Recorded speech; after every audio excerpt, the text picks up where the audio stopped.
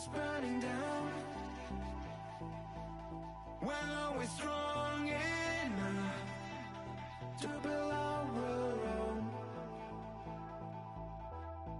We've been running for ages to search some light.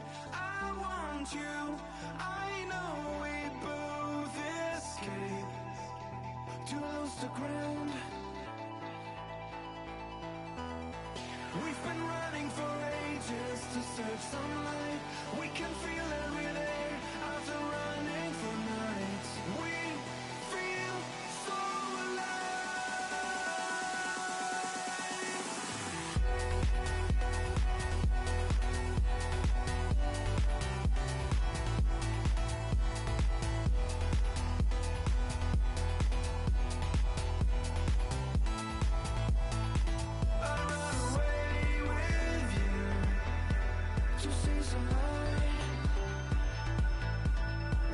just dropping down, we step aside.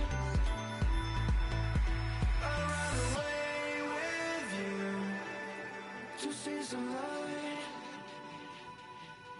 When that's just dropping down to build our world.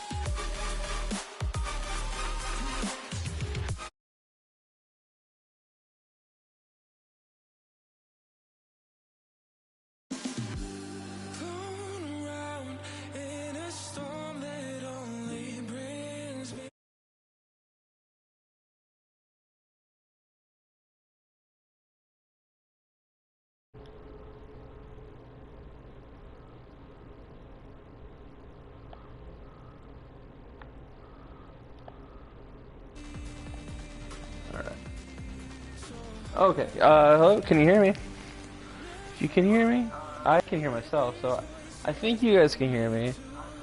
Hello, Kat, our good friend Kat, and then, Alito Stuff. I'm assuming I'm saying that right. Thank you for joining us. So, basically, is I'm going to see if I can turn down this my ear a little bit because it's a little loud. I can't think. There we go. That's better.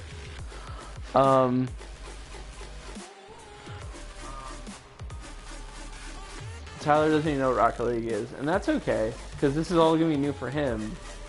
I picked out my cars in Pride Month because it's Pride Month. That's nice. Alito, thank you for joining us, and I'm going to tell you pretty much about the story of Valiant Thor. I've got some icebreaker stuff, and also I wanted to talk a little bit about the Hawkinsville Goblins, because I don't know if anyone knows, but we just put that out for our director's cut today.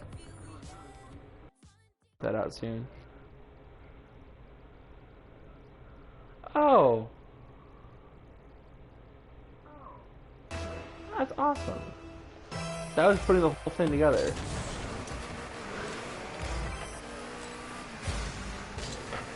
Gosh, I'm so nervous. I don't even know why I'm nervous. I literally play this stupid game every day.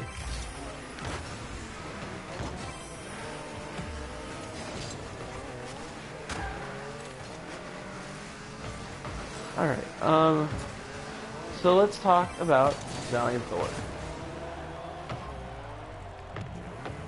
Does anyone know what Valiant Thor is before I just launch into it?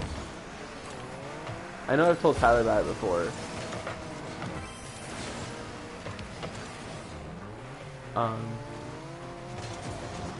What is the object of the game? The object of the game is to hit the ball into the other person's net goal. It's like soccer, dude. Shoot. That was bad. No, it's not bots.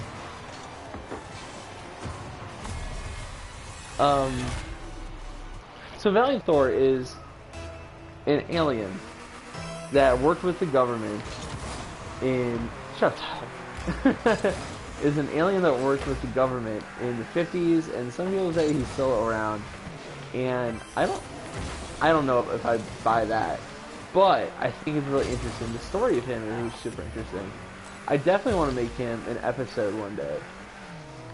He's one of the first things I thought of when Tyler and I were talking about Bleeding Bazaar. Valiant Thor was something that I was kind of like, I want to make that an episode. And we were still trying to like figure out the whole structure of the show to begin with. And I didn't write Valiant Thor on the episode, because I didn't want to look up how stuff.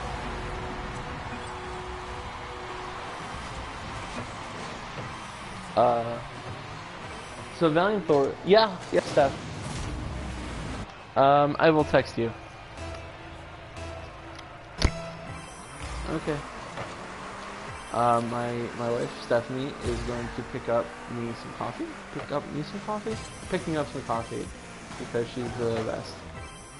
So I need to text her. And I'm playing with 3 other people online right now. Some guys on my team, and 2 guys are playing against us. And the goal is to, you know, like I said, get the ball in the other person's net. And I just let them do that to us. I don't know what that symbol is. Is that coffee?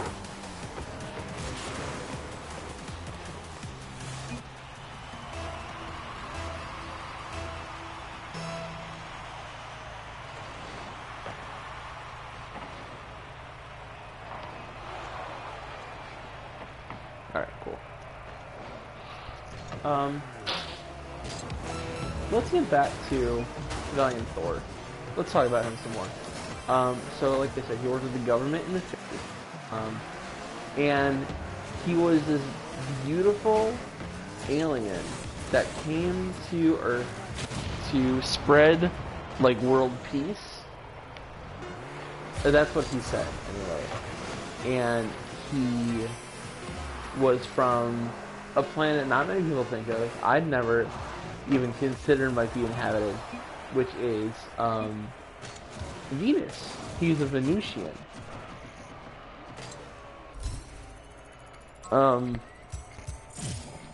Venus is crazy.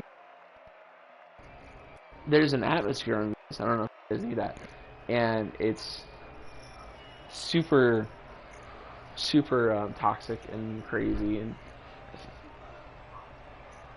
and there's no way a carbon formed life form could live there. But I'm not necessarily saying Valiant Thor is carbon formed. Venus is a rock. It's the second one, right? So if Earth is the 3rd rock from the sun, Venus would be the 2nd. So it does have like actual solid stone. But there's a crazy atmosphere. Like Mercury doesn't have an atmosphere because that would be the 1st rock. That one is just basically just baked away because it's close to the sun.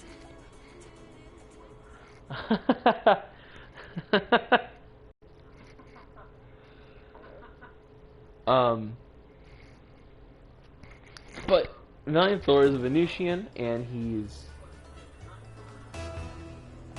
came to Earth on a quest to help Earth attain world peace, basically.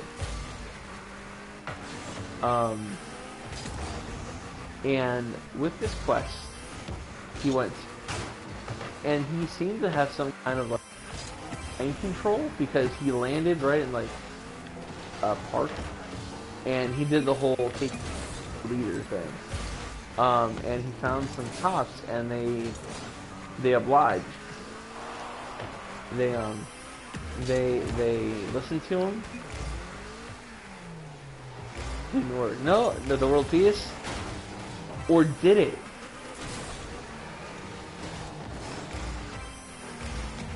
Ed, I'm gonna have to ask you to leave.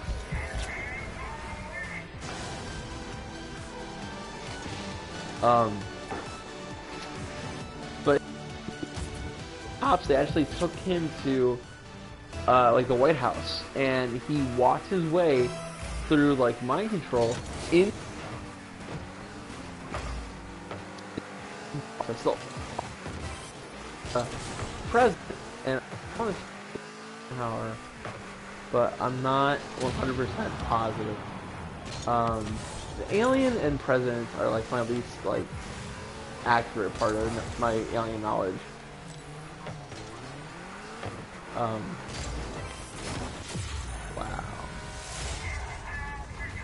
That should be mine. But yeah, that's basically what Valiant Thor did. What he's doing, what he did. He one of his most I think, like, not like neon, but have you ever seen they're like what are they called? Like, they wear like football games and stuff. People covered in like a color.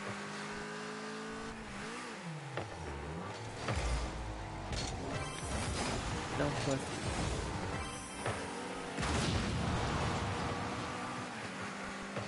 oh no, he's not. That's not dumb. There are no dumb. Tablet.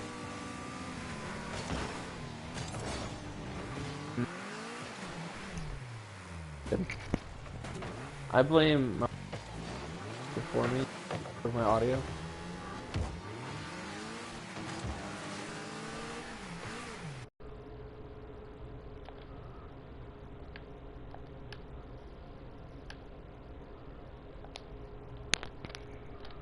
Is that better?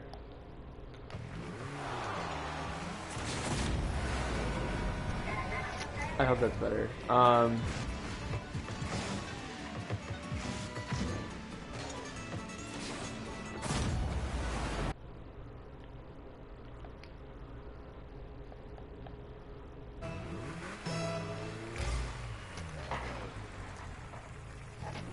Hello? How's that? Now I'm just not talking to avoid audio problems. Again, this is the first time I've really ever done anything like this, so you're gonna have to like bear with me right now. But I appreciate you telling me, because I can't learn unless you tell me.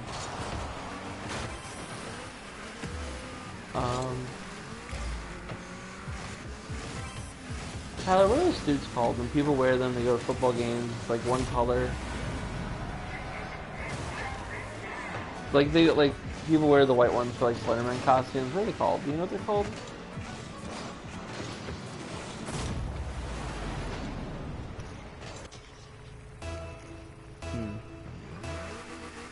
But anyway, Valiant Thor wore one of these kind of suits, except it was like a light purple. That's the best way to describe it. And he said it was like his like, no, not a jersey. Yes, a morph suit. Yes, it's a morph suit. That's exactly what it is. A jersey.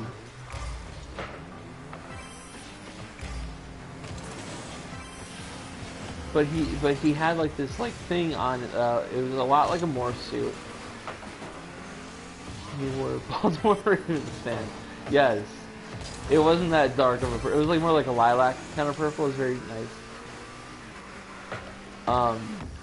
And over this morph suit type thing, people were able to see his face because he was said to be very handsome. I think I said that already, but he was very handsome. Very like striking features, especially for the 50s. So I think that means he looked like Buddy Holly.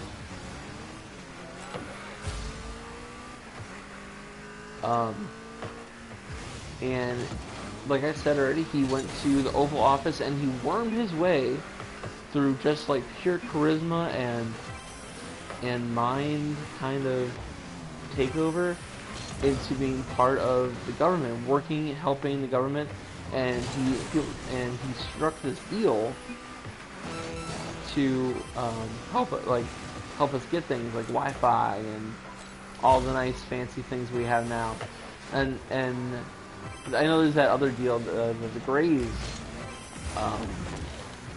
were a part of with the president, but this is taking into account that maybe that was not the case. He absolutely had a chiseled jaw. He was very pretty. And apparently there was a picture of Valiant Thor with people from the Pentagon, like generals and stuff. God help me if I could find it. It's really cool though.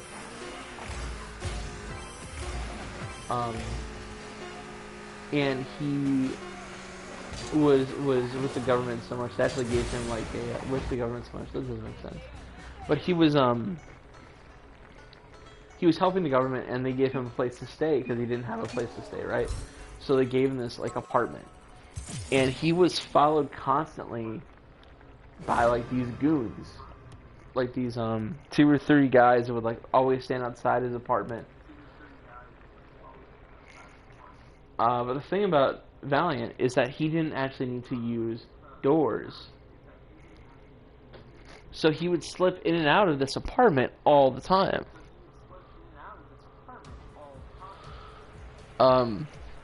Yeah, so he would go in and out, and they wouldn't even know that he was gone. Another thing.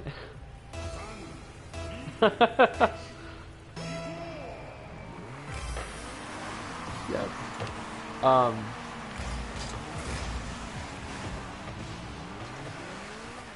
And he would leave, and he would come back, and they wouldn't even know that he was vanished. And he could just phase. Yeah, he could just. Yeah, he could phase. Ellie, do you know what I'm talking about? You probably know this. I don't know if you know this already, but yeah, you're right. He could phase through the doors and stuff. You're doing great.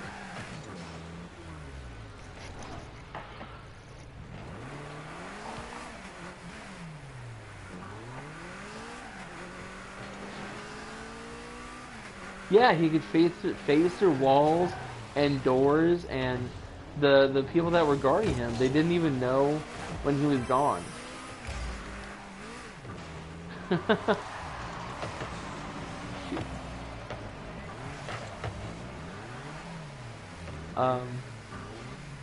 And Valiant Thor, Charlie, we should co-op Resident. Yes, I agree. We should do that.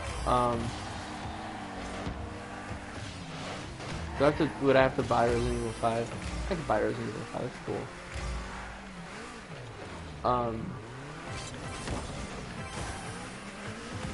How, you don't want to play Rocket League with me?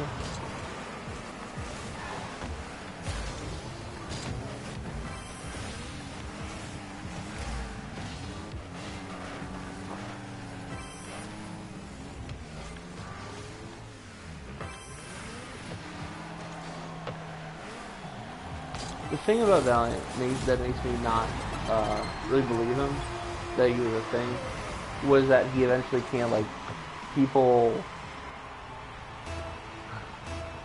The guy that talked about him like originally, that said he was, that talked about Thor's message or whatever after he quote unquote like left.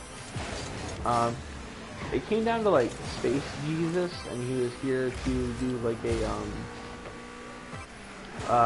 when the people in the Bible would get taken,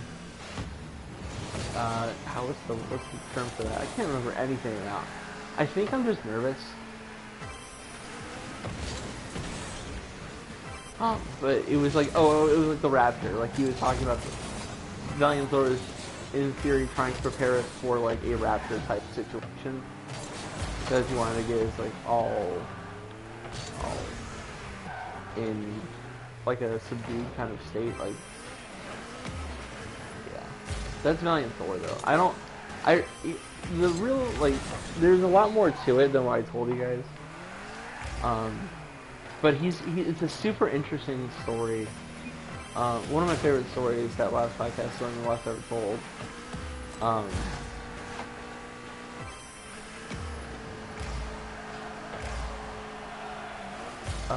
It's a great story. I love Valiant Thor. I think it's not even that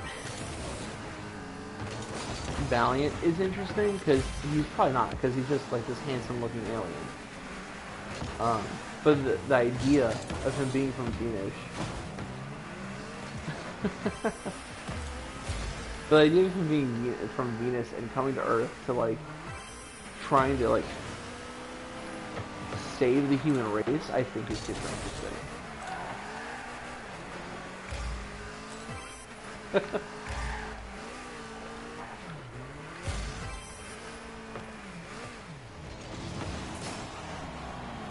Yeah, I think so. I don't really care if you use swear or whatever. Yeah, I think it's mostly just a podcast thing. I don't think anyone's gonna lose their mind if we hear us record.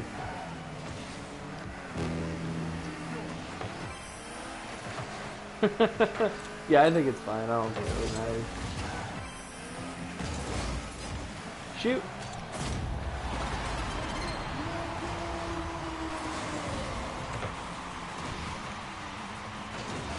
I would be a Trark.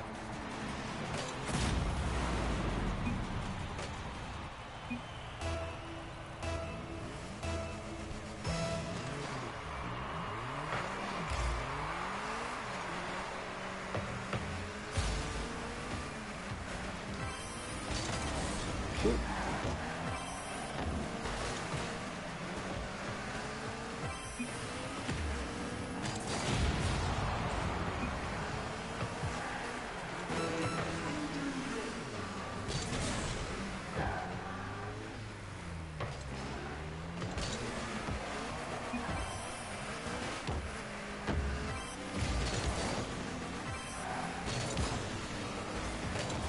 See, I think you guys are screwing me up. I think I play much better than this typically.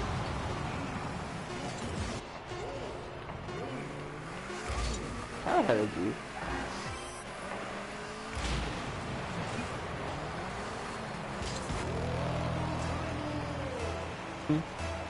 It was Valiant Thor, and I thought it would be fun if. So I saw this thing on the Facebook, and it was like kind of like a get to know you kind of meme, and I thought it was cool. It was like it was like you get a point if you haven't done one of these things, and there's like 20 things, and I was like, I can go through this list and I could talk about the things that I've done that I haven't done, or I have done, that relate to this list. So the first one I saw on this list is receive stitches, and I have received stitches. I got a surgery on my wrist, and from that surgery, I got some stitches done.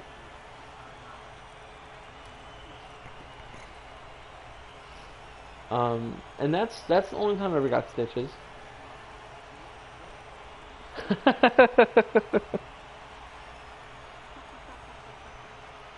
You would know. You helped me bury the body.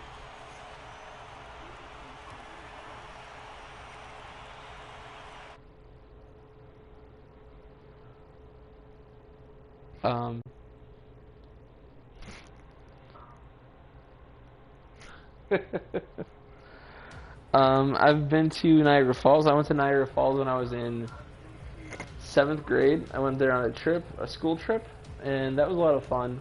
We went to Medieval Times. That was another place that we went on that same trip.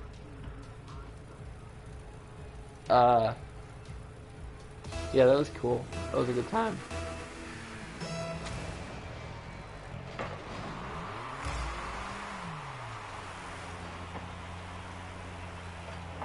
No, I haven't. Ew. Unless you mean like a miner, like as in like a pickaxe. Like someone going down in a mine and digging up gold. Then still probably not.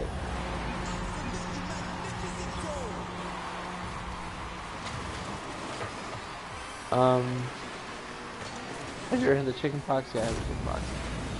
Have you ever gotten a tattoo? I've gotten a tattoo. I have 2 tattoos.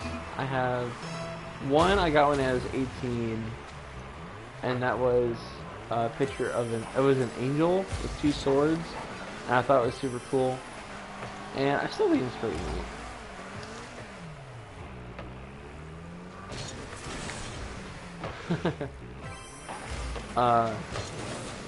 So that's the one tattoo I have, the angel. And I also have a Pokemon tattoo. It is my favorite Pokemon, which is a Salamence. Salamence, I didn't say it correctly, but the Salamence tattoo. And it's awesome.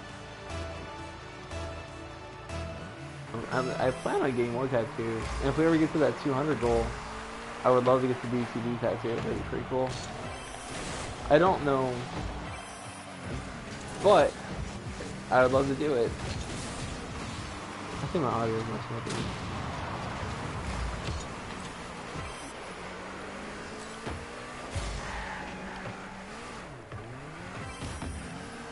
My mother's main name is actually, you know, it's Paterno, which is the same dude from Penn State that was turning a blind eye to some bad stuff. When I was younger, I used to feel like, yeah, my grandpa's name is Paterno, and I thought it was really cool until that whole thing came out. I'm not related to him. It's just a name.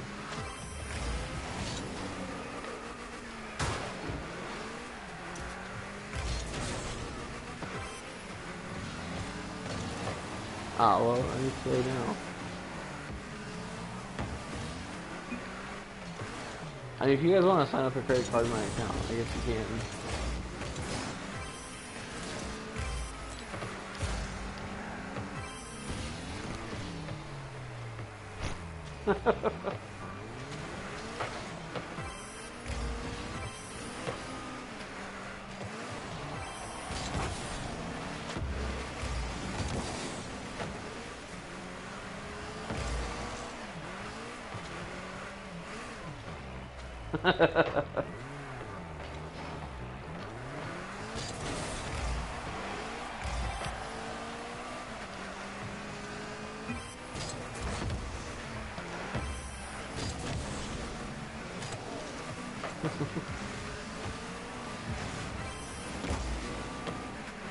You know what's funny, when they ask all you this stuff, like when you actually fill out like forms to fill out for that kind of thing, I never know the answers to that kind of stuff. Like I always have to look up like my past to know anything about it. Yeah, I know. I just now I'm getting all self-conscious.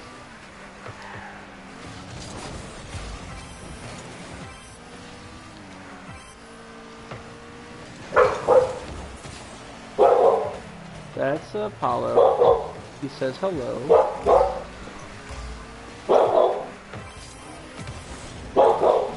That's fun, everyone. Apollo. About the gameplay? I guess I could.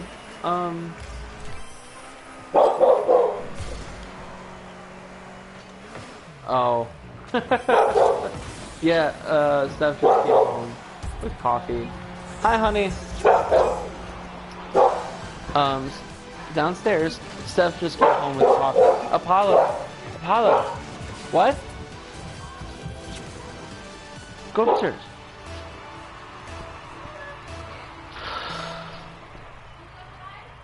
Go upstairs.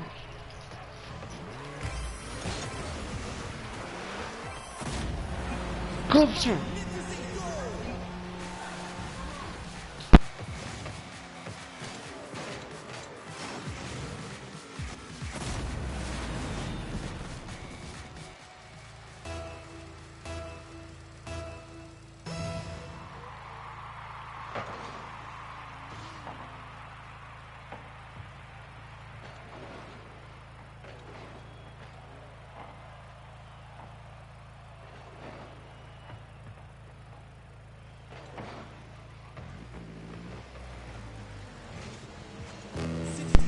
Left on the clock.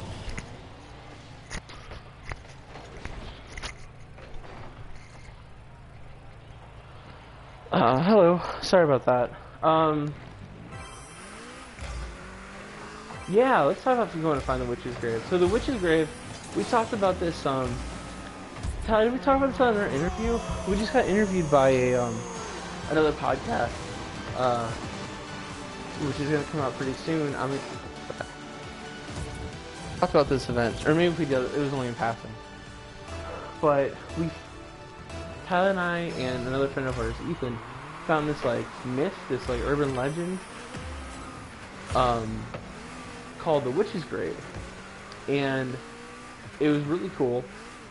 We thought it would be a lot of fun to go out and find this thing, but we had the idea to go out at night, and we went out at night and we found it through Yahoo Answers, was the best and how to get to this actual location.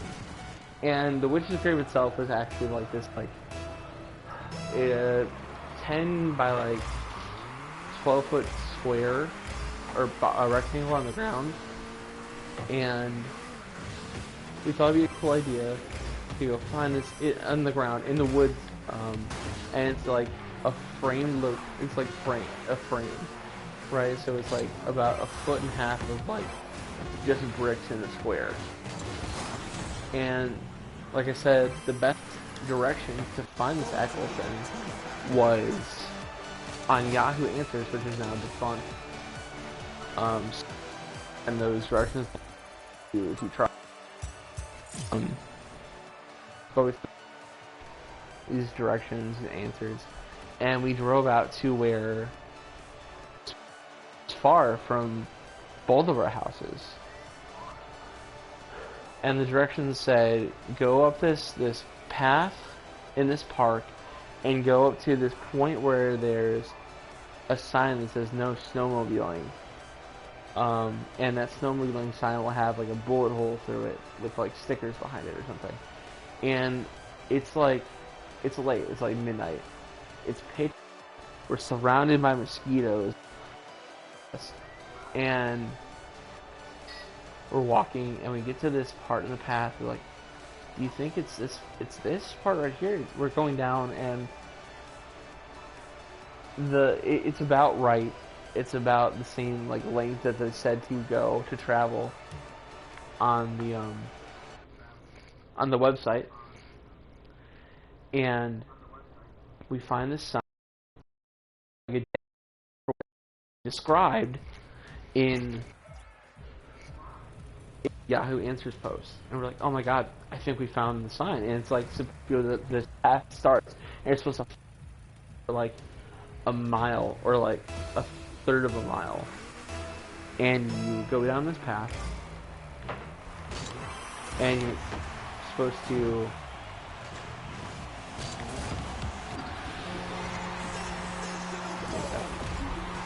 go down the path for like a while, and you will eventually stumble upon the Witch's Grave on like your right or something, or your right, but you'll see it in the woods first, and then here's the thing about the Witch's Grave is that it's extremely haunted. So while we're walking, we're like trying to like sense out what's going on, like trying to figure out where this thing might be. But the whole time, we're in the woods on this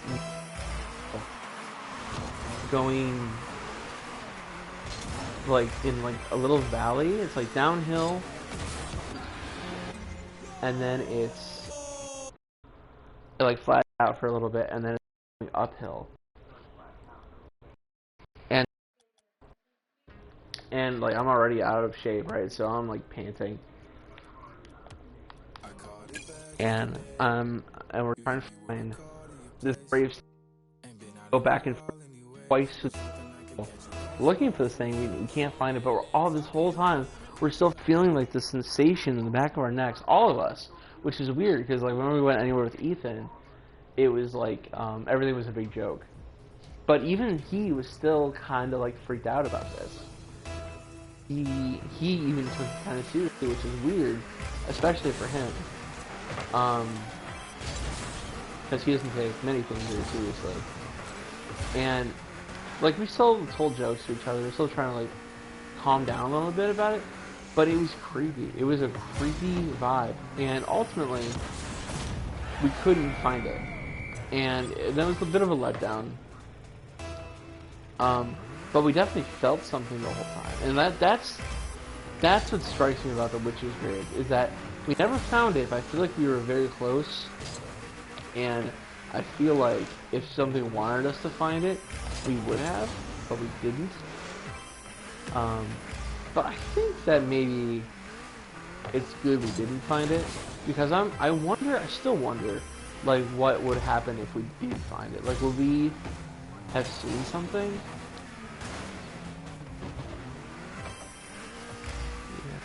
Please, for sure.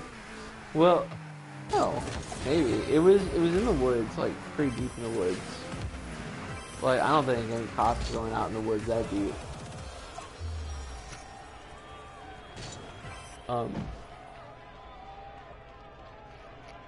It was crazy though. Like it was it wasn't winter. It must have been like fall, because I remember it was cold, but I know there were bugs. Tyler, when did we go out there? Do you know?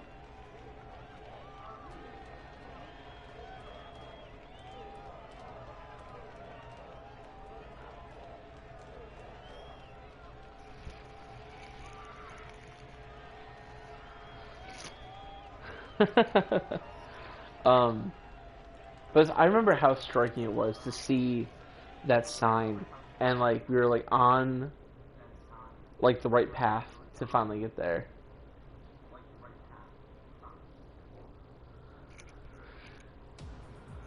Yeah, September sounds right. But man, yeah. And then after we left the path, what we thought was the path, we went down. We kept on walking through this like big trail, and Ethan ran ahead of us, and I thought it was gonna be like a scary movie. Like I thought he was doomed. I thought there was no way he was coming back. Like he ran ahead like a good half a mile, and did like some scouting out to see if he could see anything different. And he didn't see anything different. He just went up into the woods, and so I thought he was gonna come back like with someone chasing after him, or like with like a knife through him. And like most of our paranormal experiences, I got pretty scared, and I said, "Hey guys, it's time to go," and we left, which was okay, because well, I felt bad after because we were in the car, and we probably should have spent more time out there.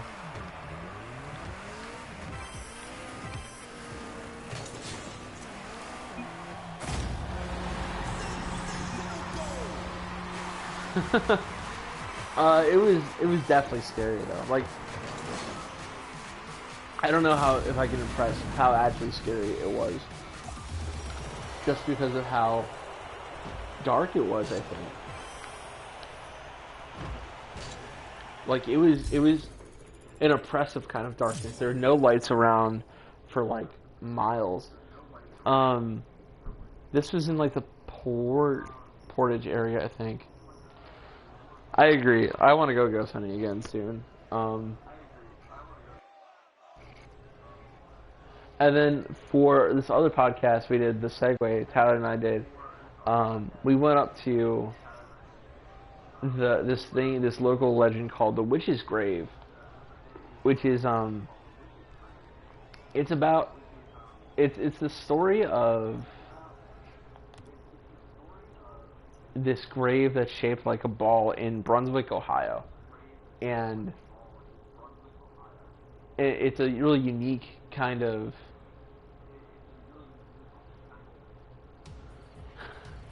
she would have to.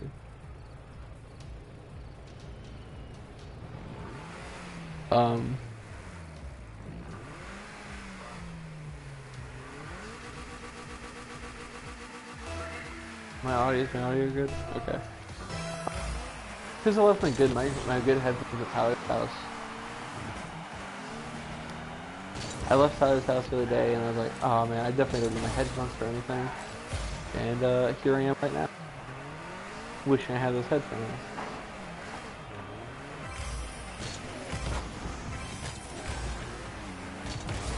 Shoot. But anyway, the story of the Witch's Grave goes like this.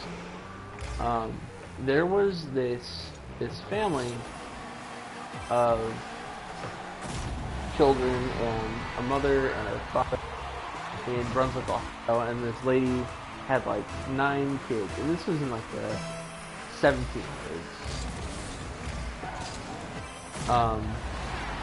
And it's said that she actually killed her entire family. Like she poisoned her family. And the townsfolk, they started calling her like the Satanist.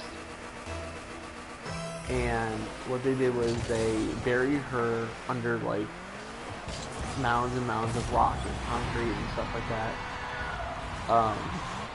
And they marked it with this big, it's like this huge, like 3 foot by 3 foot like spear. It's really cool. Maybe even like 4 by 4. It's huge.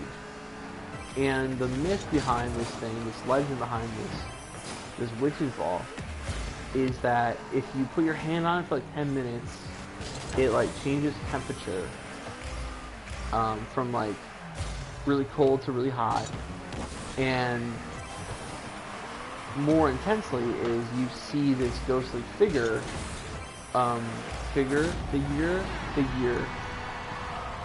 of this woman like scream and run from the forest line, which is only like 20 feet away from this thing. Because we went there. Tyler, Stephanie, and I went there,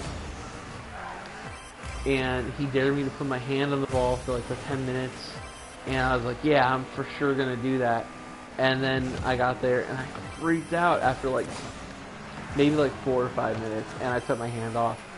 And we didn't see any figures, but maybe it's because I didn't give enough time to take energy from me or something. But the most compelling story about the Witch's Grave to me is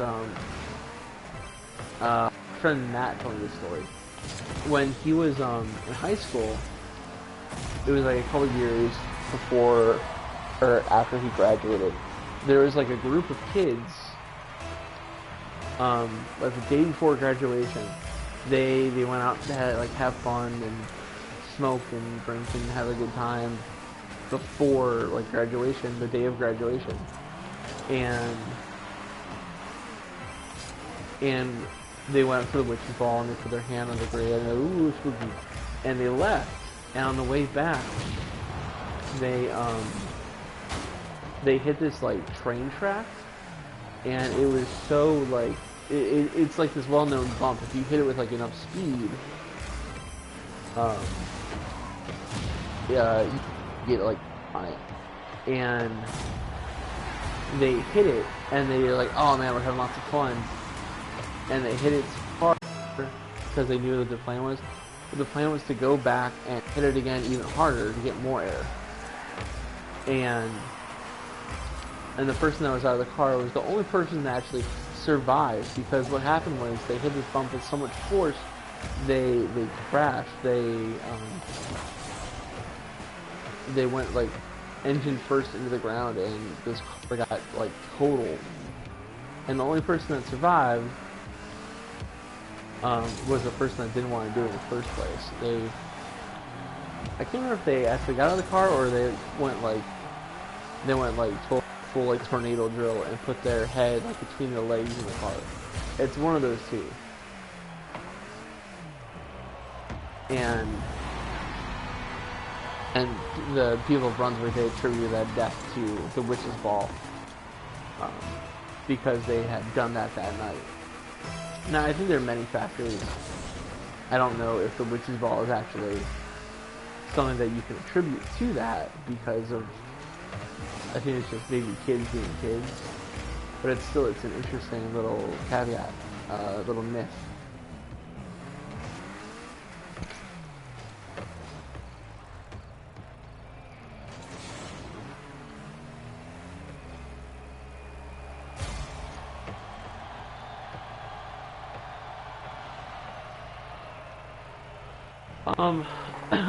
Excuse me.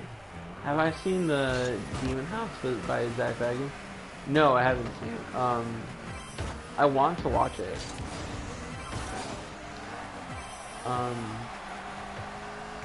Did you like it, Tyler? Was it actually scary?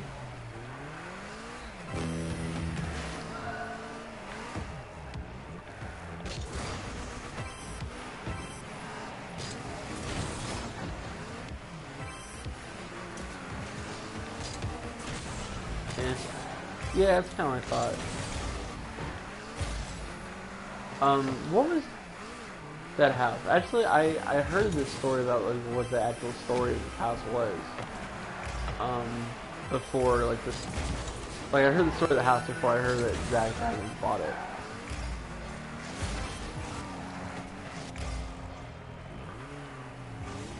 Do you think it was actually haunted, Tyler?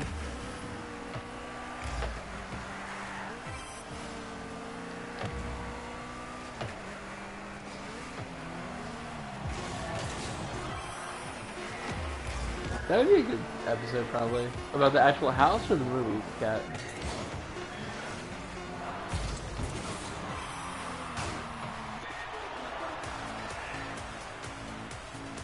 So, like, the actual story behind the house? That'd be cool, because I heard it's, like, one of the more haunted houses in America.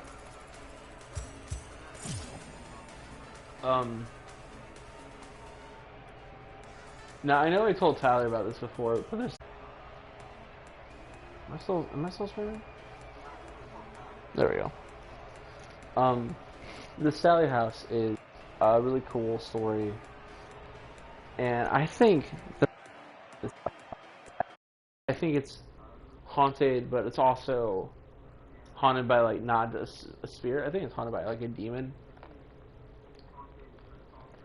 Speaking of haunted by a demon, we saw a wasp in my basement earlier, and I kind of freaked out and pulled a vacuum cleaner out. And if I see it again, I'm gonna be terrified. But I don't think it's gonna come out at nighttime.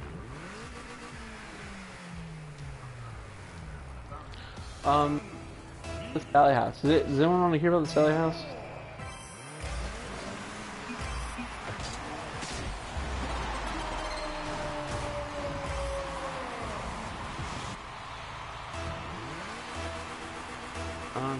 Let's talk about it a little bit. So the Sally House is this house in what? The Wasp.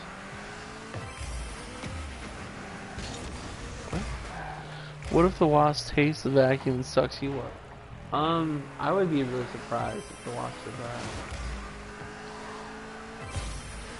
I would think, the wasp would need like opposable thumbs. Tyler, what would you do if you saw a wasp in your house? Would you try to like save it? Like, what's your policy on like bugging with wasps?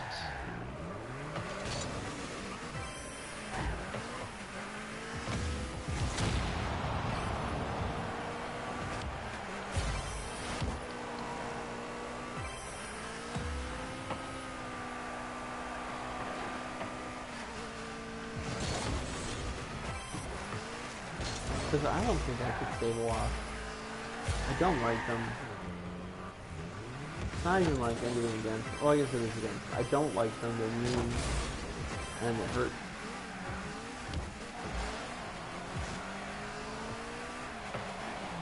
Oh god. That's terrifying. That is... What, how did you like almost drink a spider though? Like, was it in something you were going to drink? Or was it in like, or was it just, you're like, ooh, a cup full of spiders? I was, yeah.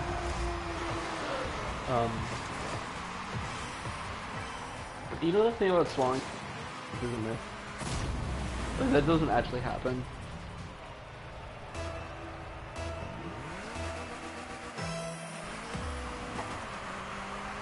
Cool.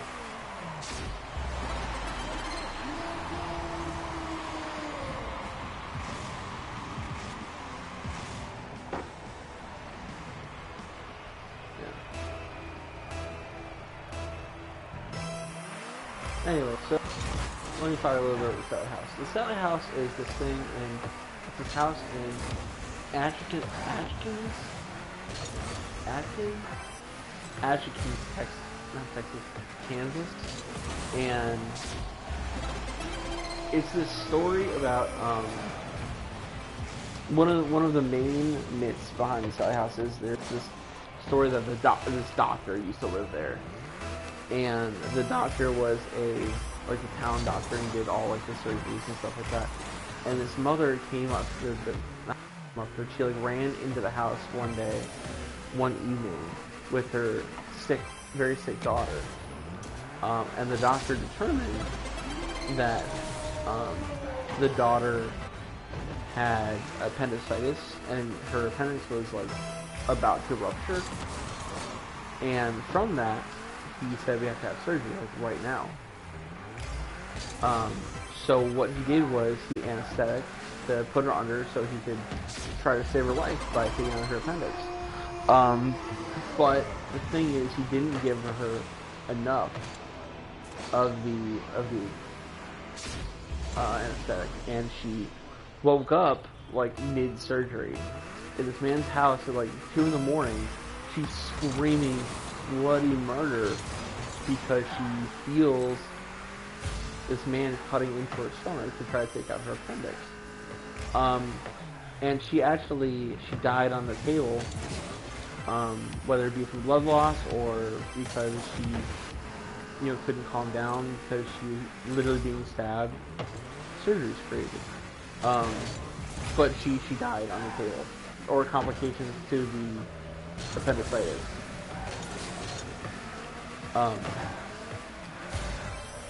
But the idea behind the Sallie House is that her ghost still haunts this house that she died in, this violent death. Now in the early 90s, mid-90s, this family moved in there, and they actually got their story on, I think it's a Travel Channel show, like Most Haunted Houses, or like I Lived in a Haunted House, something very dramatic like that. I lived in a haunted house, and their story was on this show, and like while they're even filming the show, because of their haunted situation, like they even picked up like EVPs while they're filming the Travel Channel show. That's how haunted this house was, and it started like light bulbs flickering, stuff like that, and it turned into like random fires, kind of like poltergeist behavior. And they had just had a son, this kid named Tyler. I know his first name, I don't know his last name. And like one of the incident with Tyler's room and the Sallie House ghost was the sister, the dad's sister had gone into the house when no one was there, and she went upstairs because she heard like some toys going off. But the kid was really young, and she goes into the room, and all the toys are sitting in like a circle, and they're all like going off. And she called the parents later, and she's like, "Did you set up the toys in a certain kind of way?" And they're like, "Were they in a circle?" And she's like, "Yeah." And she's like, "They're like, yeah, we didn't do that. That's the ghost." And she freaked out, as anyone would with a brain would. And these people didn't leave the house because they were kind of house poor, because they bought a house that they probably couldn't afford.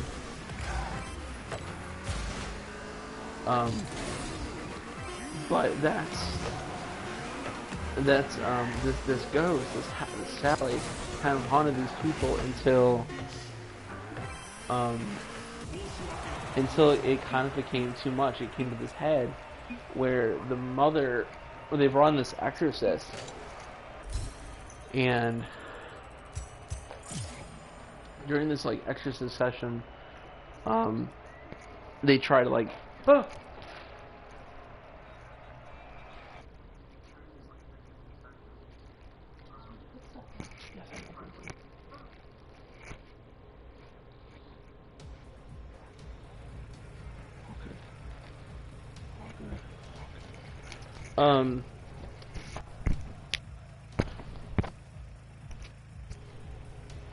sorry about that. Hey Alex.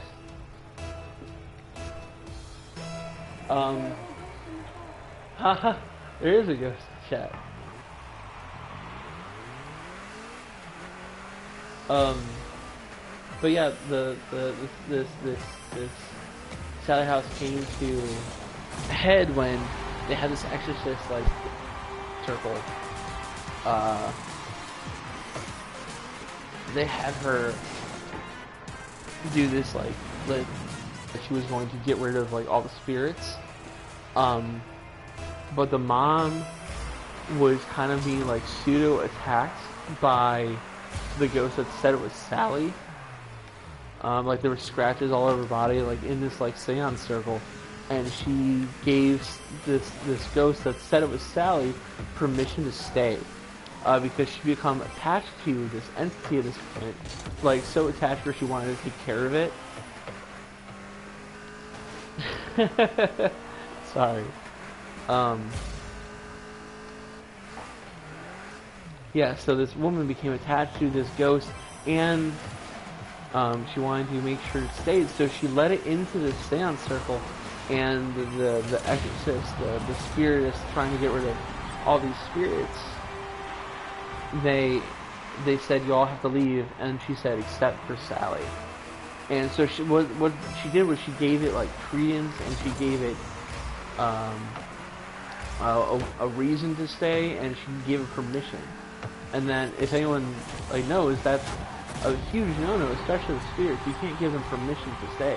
And she gave it permission to stay in her house with her. Now, it escalated even more than that. It was very physical. It was abuse. There were figures and shadows haunting their dreams and like waking nightmares. It was bad. That house is bad. This family had a really bad situation, and they eventually moved. And they moved like a couple blocks away. And even after they moved, they still experienced like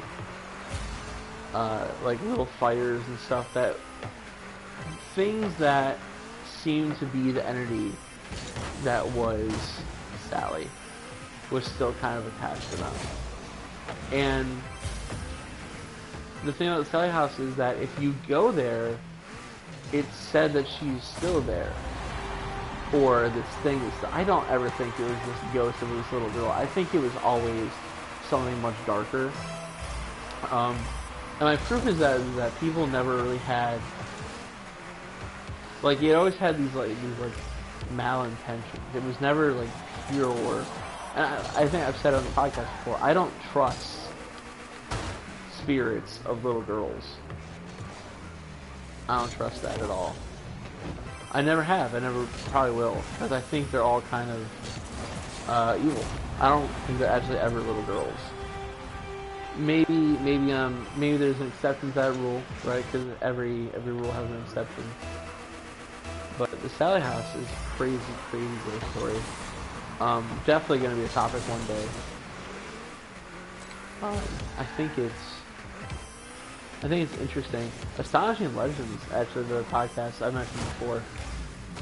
They have a really good series on the Sallie House. And they actually went there for Halloween one year. And one of the dudes, he got this crazy EVP. And he like, had like audio enhance and stuff. And it's nuts. It's like, it says stuff like, "Get out of my house, I'll kill you." And it doesn't sound like a little girl, that's for sure. I want to go to the Sallie House one day. I don't know when or how. But it'd be cool to go to the Sallie House. Steph, did you go to the Sallie House with me? She said no. I want to go to Aka, the Forest, the Suicide Forest. I want to go there with Tyler.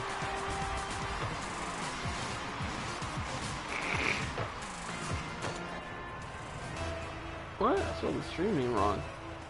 Believe Bizarre? Oh well. The thing about that,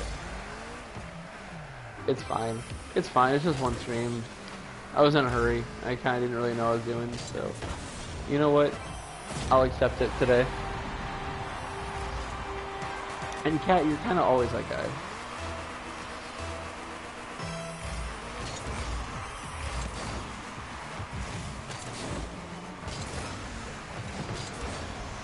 Yeah, I'm still kind of nervous. I don't know if you guys can tell.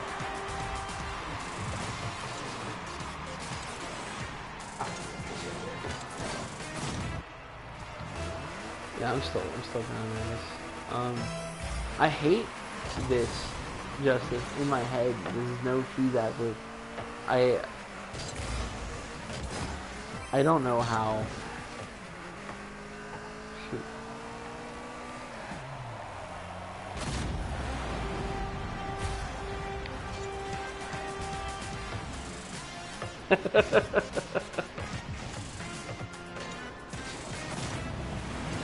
Oh, okay, fine.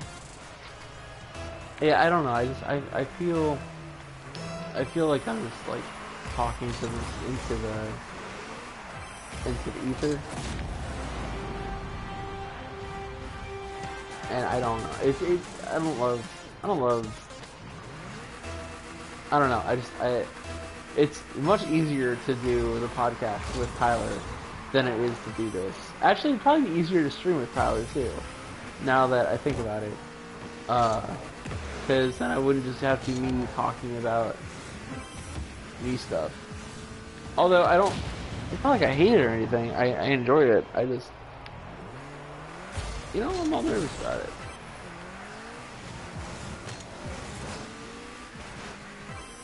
What you say? Oh, whenever you can. Whenever you can, Catherine. We're good on stories until,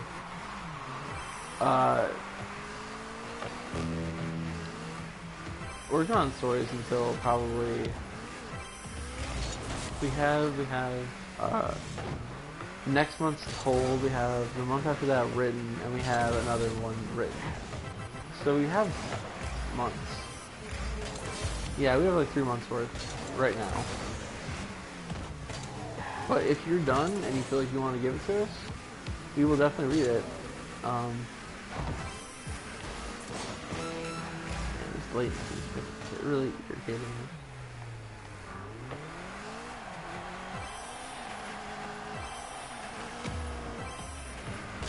This lag is real, guys. No, I'm good. I haven't been dropped.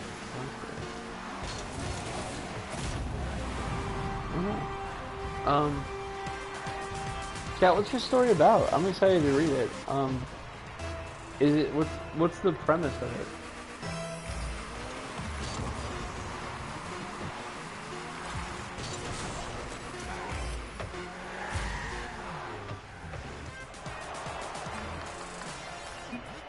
Uh,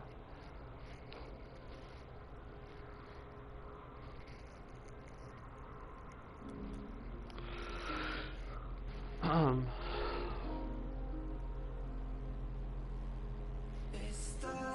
22 play a different variation of this game now called Drop Shot, and this game is strange. The idea is that the whole floor is a goal, but you have to hit it twice with the ball before it goes through.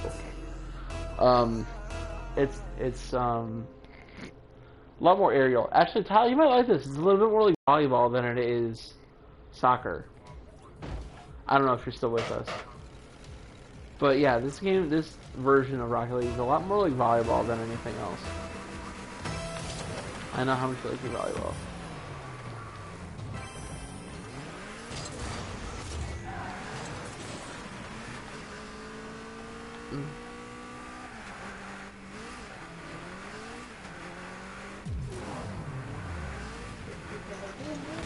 I know he does.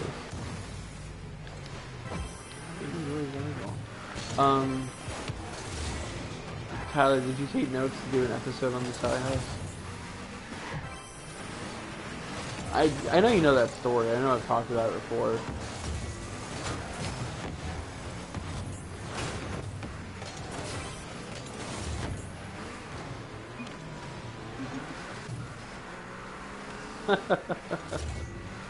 He's busy. He's doing lots of stuff. He's probably doing stuff for the podcast right now. He's always here's an inside story, a scoop about the podcast.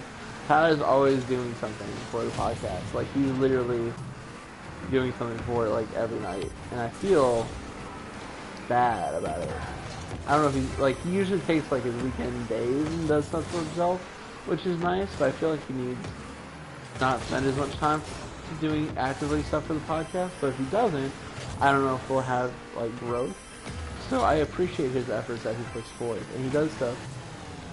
He puts a lot of work into the podcast, well, a lot of behind the scenes stuff, and a lot of marketing stuff, and that's definitely something I appreciate about Tyler.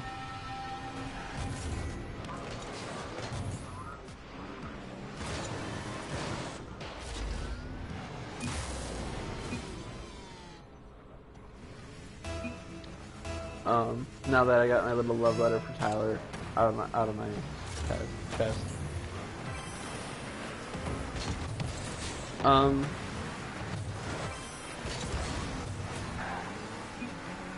I agree. We should definitely play a horror game together because it'd probably be funny because I get scared easy. I think we all know that, and there'd probably be a lot of screaming.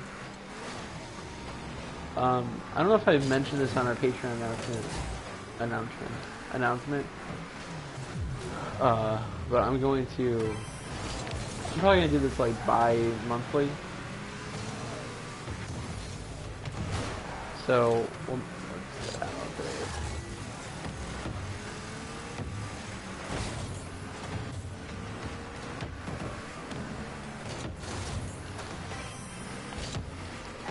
So I'm gonna do this again probably near the third week of June. That should be cool. Maybe I'll figure out this latency problem. Maybe I'll have a video set up by then. That'd be sweet. You guys could watch me actually struggle bus instead of just listening to me struggle bus.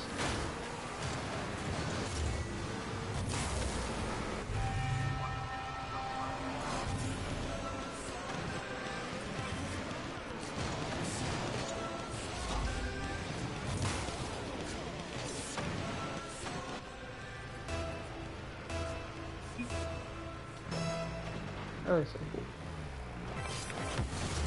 Yeah.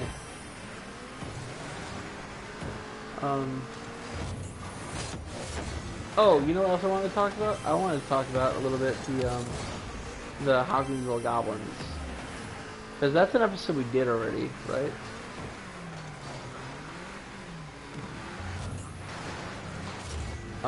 That's an episode we did of the podcast.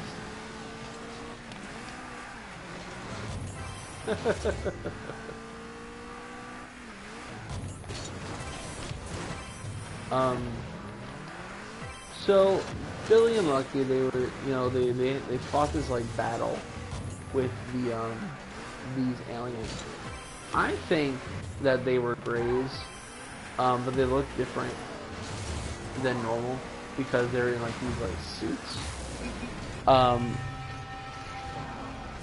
And then like the part of it was that they were flying too, right? They're like floating. I think that's very interesting. I think it's very interesting because it shows that they might not have had gravity or low gravity on their planet, or that they needed to develop some kind of way for them to move because their legs atrophied in space travel, which I think is a very interesting concept. So like their bones became brittle and their muscles became weak, so they needed some way of moving when they got to Earth. So they thought of this like flight travel, right? So not flight travel, like sounds like hovering. So these Hawkinsville goblins, they decided to put on these night vision goggles, right? Because they spoke about having these huge eyes, and they spoke about having these big arms and like very little legs. So I think they atrophied. They had night vision goggles on. They were ready to see into the atmosphere in the evening. I don't know if they were expecting a fight when they landed though, because they never fought back with like Bobby or Lucky, because they never shot back. They never did anything extremely aggressive. I wonder what would have happened if Lucky and Bobby didn't shoot at the aliens. I wonder if they suppressed that instinct. What would have happened? I think that it would have been not aggressive. I don't know if they would have been abducted. I don't know. I don't think it would have went like the Travis Walton thing, because that was intense. I don't think it would have went like that. I think it would have went more like a conversation. I don't know. Do you guys know what I'm talking about even? Am I just going off the rails here?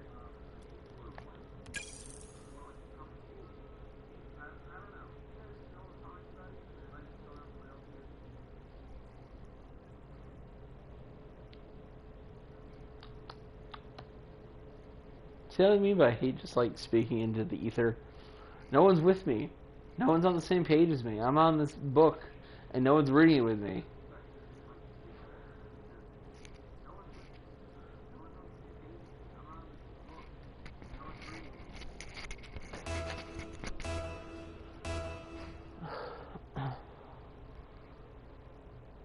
The Hawkinsville. About the Fae? What about the Fae, honey? What do you want to know about them? I haven't done the episode about the Fae yet. I could talk about that. So my wife mentioned this situation in our home with I thought about Fae. Thank you, Ellen. That's it.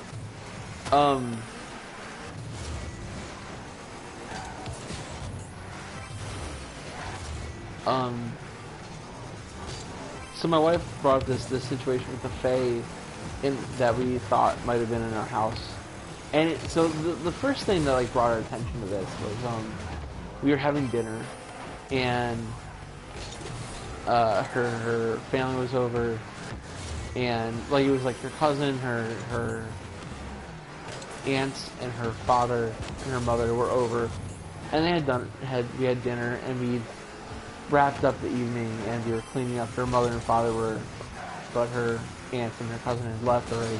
They'd gone, and we're cleaning up around the dinner table, and I see from the ceiling fan that had not been on all day was this hair that was like hanging from.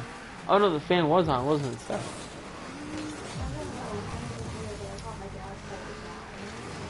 I saw it.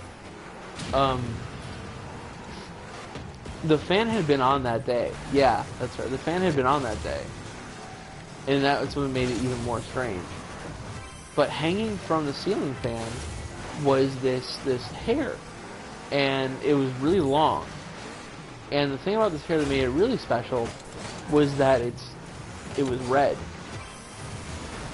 No one in the house has red hair. No one that had come to visit has red hair. We're a brown hair looking family. Like, we all have brown hair out here. Like, yeah. And it's really weird because there's no way that anyone with red hair had been in the house. It was like, yeah, it was longer than my wife's hair. It was like down past her hips. Like, it was like a good what, 2 feet of hair?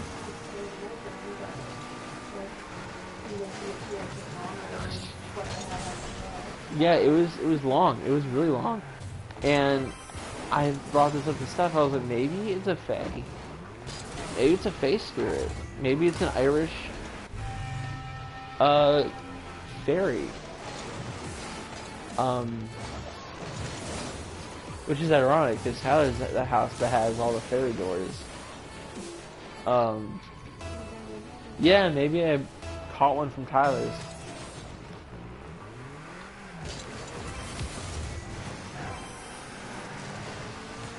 And then about a week and a half later, my wife and I were upstairs in bed. And then the dog was also upstairs with us, and the cat was in her room. And we all heard this, like, thud in the kitchen. And I went downstairs, and I went to go see what it was. And it was, it was like a wooden spoon, right?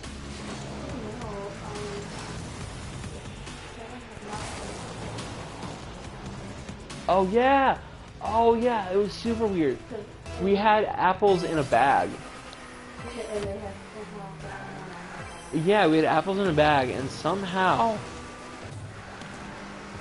this one apple found its way out of the bag it was in with the other apples and fell to the ground.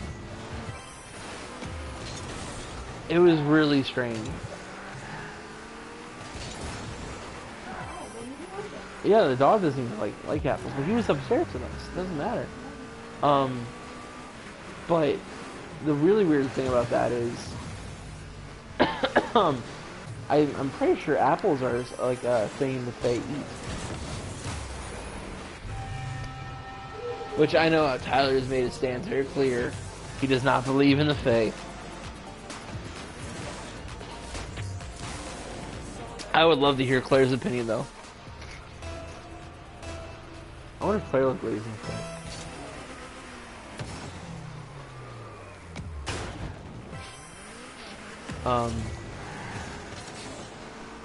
Yeah, but that's our little encounter with the fae, and I plan on doing a whole episode about the Irish fae because they're really interesting. A banshee is actually an Irish fae. Did you know that? Yeah, banshees are actually Irish faes. They're a type of, like, a classification of fae. I actually think a fae is a very nice name as well too, but that's neither here nor there.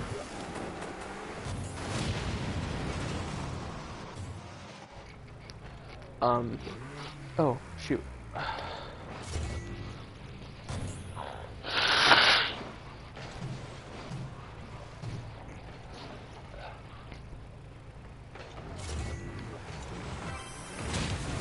Excuse me. See, that's the kind of stuff we edit out of the podcast. I can't actively edit myself.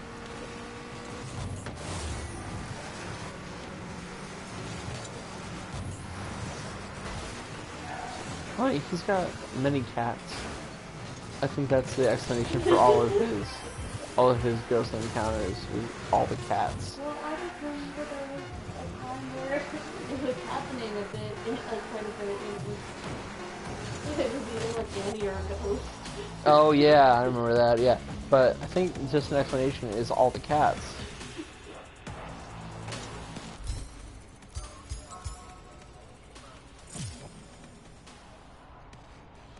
I mean, don't get me wrong, I love Tyler's Cats. Yeah, I remember that. New what? Cats of Ghosts would be a fun new scale for the show. A fun new scale. I'm gonna rate that 5 as cats. Believable. Cats.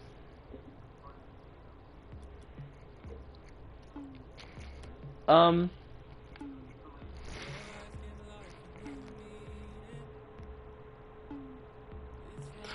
no. That's definitely not good. I might as well go in competitive. What's the worst that happens?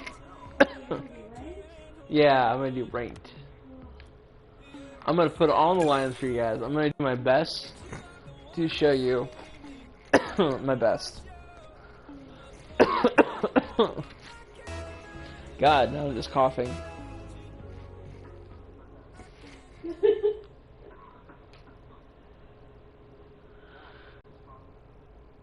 Yeah, Steph.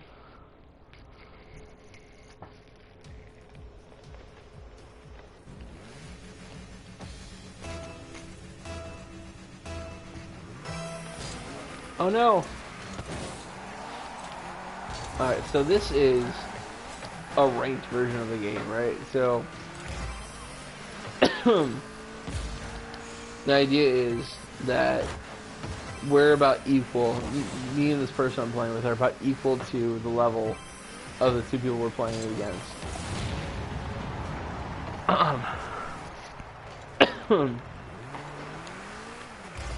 And they got there. And the idea of the game is, like I said many times now, to get your ball in the opponent's net. But there's passing, and there's this thing called rotation, and so like if I go forward, this person's supposed to go behind me. I think our goal is going to go forward. So now I'm on defense because he went forward, but now the ball's coming back to me, so now I'm on the offense, and he should be on the defense. I can see him, he's going back, so I'm going to go... Now I'm going to go stay back because he went forward, but now he's coming back, and he decided to go forward again. So I'm going to go back, because in case you lose that, I can attack. But we both whiffed, so...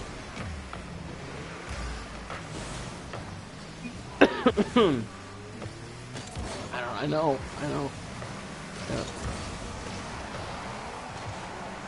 I've been talking too much.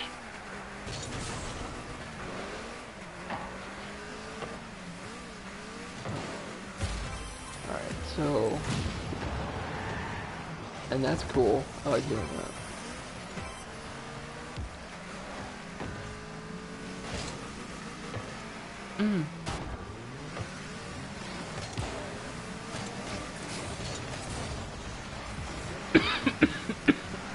Man. Yeah, I hear you. Hi friends, this program has been interrupted by Charlie's wife while Charlie takes a moment to gather his voice. So, and then I can't be heard whispering in the background telling him to take a drink. Okay, he thinks he's good. Back to your regular scheduled program. Alright, so let's get back to some ghosts.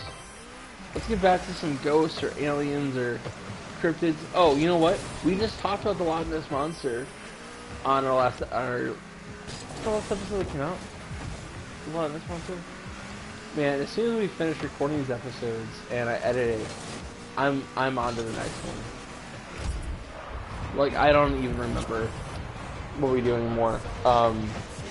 But now, we talked about the Loch Ness Monster, and I love talking about Nessie, about the monster itself. Do I think it's real? Lychee from Belgium, she said it best. There needs to be a want to believe button, because I want to believe that the Loch Ness Monster is real. I do. but I don't think it is.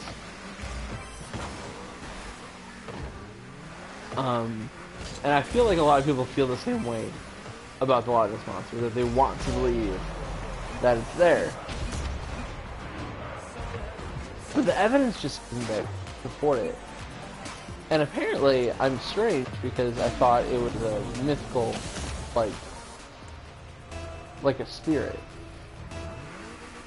I didn't realize people thought it was like a real thing. I thought it was more like a spirit forever. But I kind of grew up in this way where spirits and talking about spirits was way more acceptable.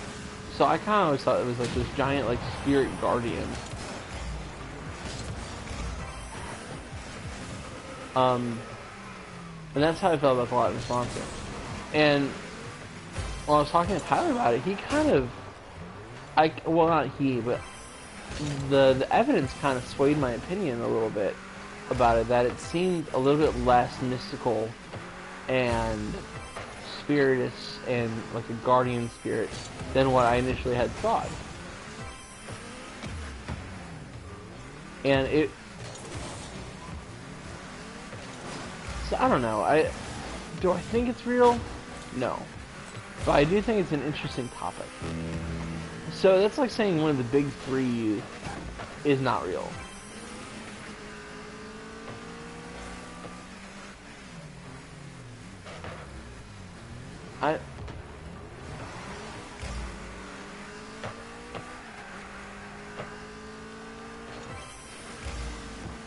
That's absolutely right. There would be a lot more sightings if it was a thing. But we also don't know the rarity of it too. Like, it could be an extremely rare thing too.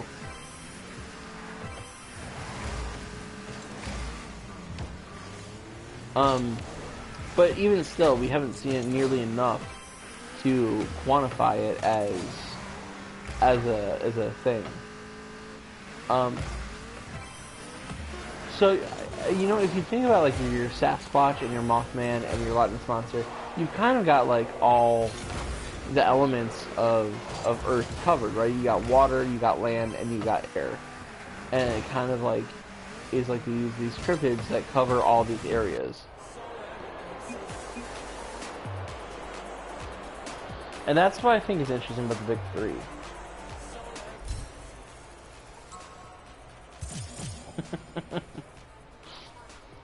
That's true. But I agree. I think there's definitely not enough sightings to justify believing the Loch Ness Monster. But it's interesting that there are sightings at all, though. Like, that's my point. Like, what are people seeing if they're not seeing a monster? What are they seeing? Are they seeing an eel? Are they seeing this big, like this giant eel?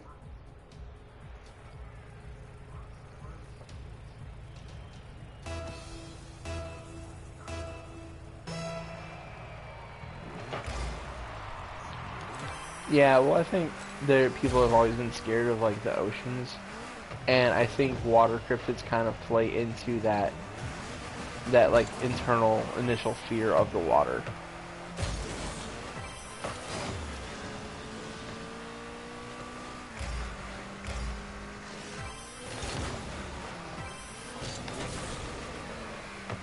You know, we haven't done any Sasquatch episodes yet. And I say Sasquatch episodes because I think there are multiple kinds, like Yetis, and like you got their Louisiana like 8 men things, and there's different like types of Sasquatch, and we haven't done any kinds of those.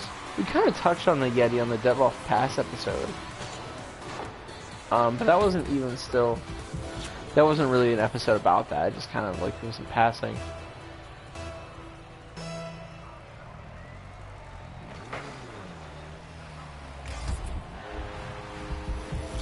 What? I did see Cat's comment, yeah.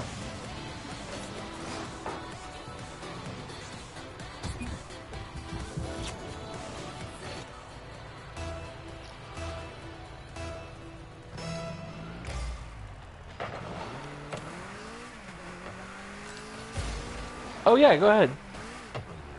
Yeah, share it for sure. I'm not gonna be able to read right now, obviously.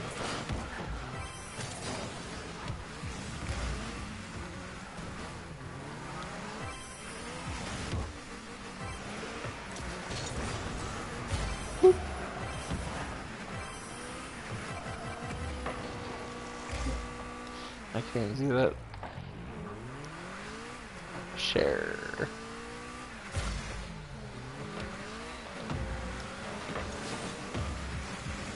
What?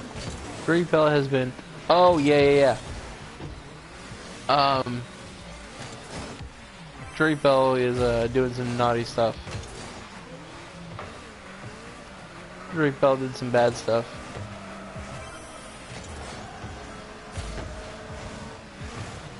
That is believable.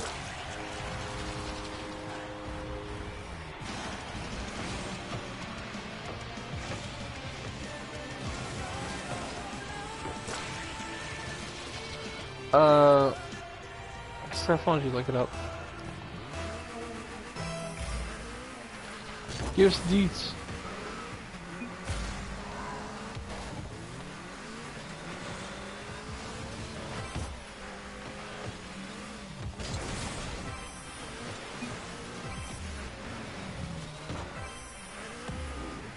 Yeah. The last thing I heard about Drake Bell was that he was doing music in Mexico.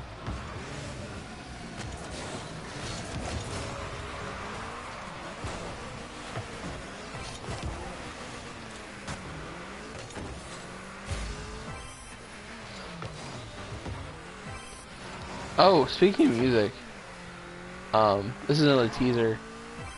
Our friend Night Cavalier that was on a little bit earlier, he's doing this really cool project that we're pulling together, and it's coming together and it's looking really awesome. I think it's gonna be one of my favorite things that he's done for us so far.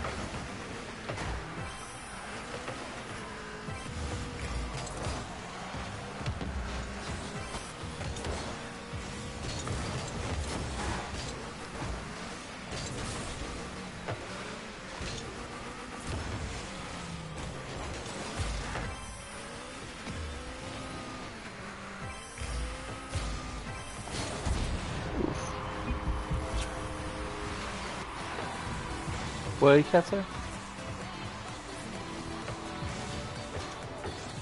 Huh? Oh, I guess that's a thing. It's gonna be awesome.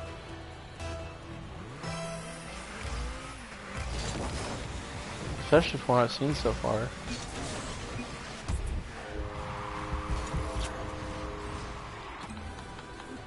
What Parker said? Fox is reporting that what?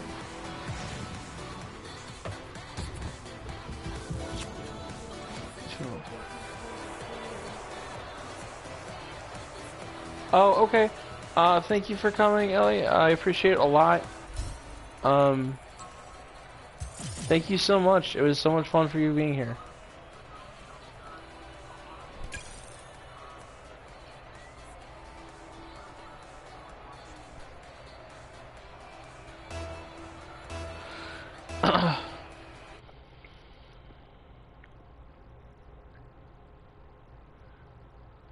Man.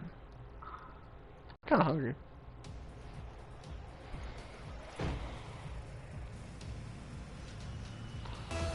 Yeah, I wonder if I'll play something more popular next time. Maybe I'll play Apex next time. I am so bad at Apex, but someone requested for me to do it. So maybe I'll give it a shot, but I'm so bad.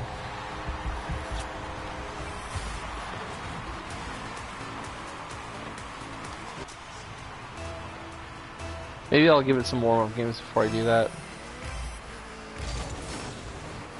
Maybe I'll play with Ghost Ape Alex.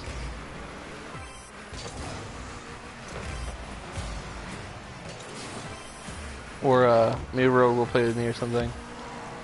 Cause I really need help with that game. I'm bad. I played with like some randoms on Apex, like for the first time, and I got destroyed. Like I took like a step, and it was like a newborn baby taking a step into like the battlefields of World War II on Normandy.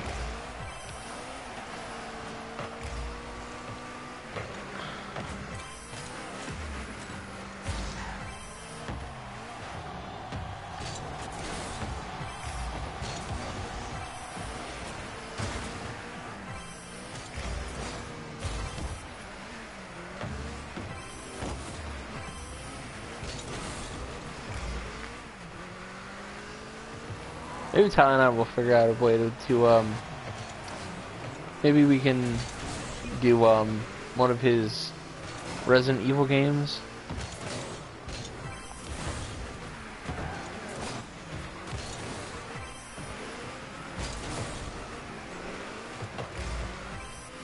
I don't know.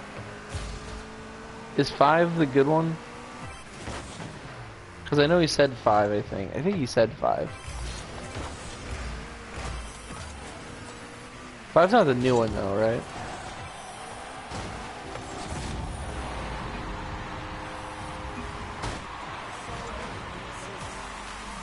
Tyler, did I play 5 with you in the apartment? Like we went around.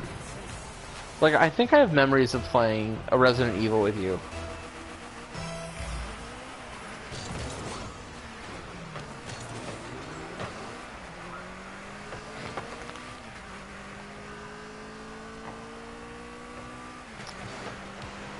What do you say?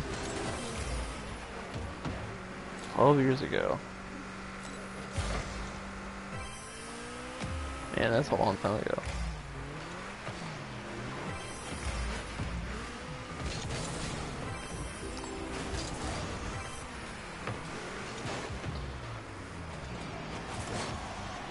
Shoot. Oh man. I'm not doing well. Next episode I'm doing of the podcast is gonna be a listener episode, which I'm excited about. Should be should be good. Not sure which listener I'm doing yet. I have to go through the list and see what's from the past. Cause we don't get to those fast. Cause we got so much other stuff going on. I feel bad, but it's kind of the nature of the listener episode. But I'm excited to do it. They're always fun. The listener episodes are always fun.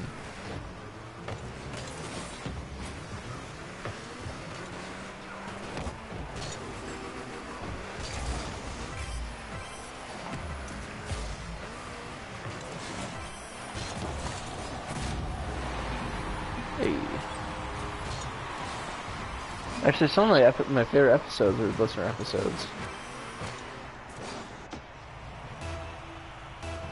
Can I think of them right now? No. But I'm excited to try to do another one. I kind of hope it's a ghost. Like a haunted one.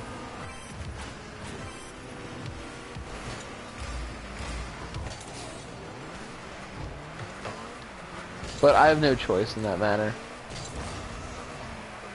Ah.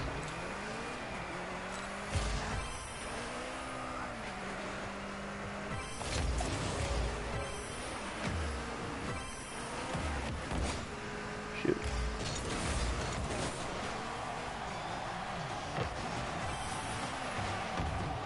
No.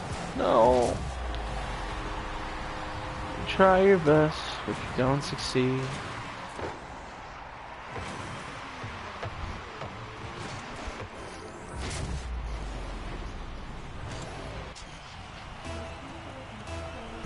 Oh yeah.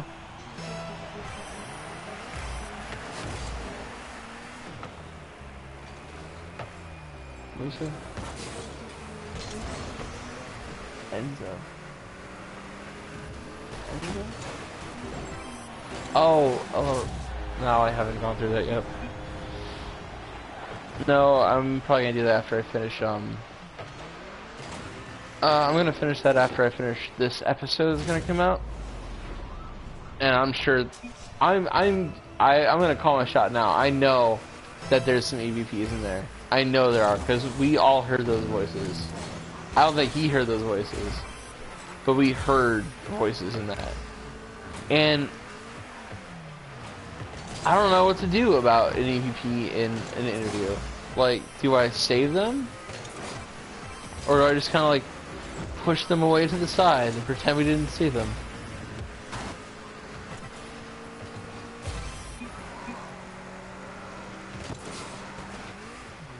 I feel like if it's just like ramblings, like if it's just like spirits that are saying like that don't make any sense, I'm probably just gonna like cut them. But if it's like clearly like, Lorenzo, give me your soul, I might like cut them and send them.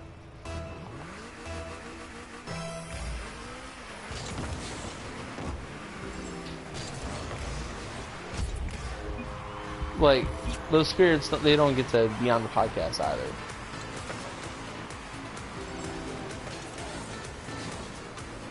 Oh yeah, when we were recording this last episode, it was super cool. It was a huge thunderstorm, and we were listening back, and we definitely heard the rain on the podcast. And I know we heard the thunder and stuff, and it sets this great atmosphere for the podcast, and it was super scary. Like, I think it took a topic that probably wouldn't be super scary and kind of like elevated it to one of the scariest times we had in the attic.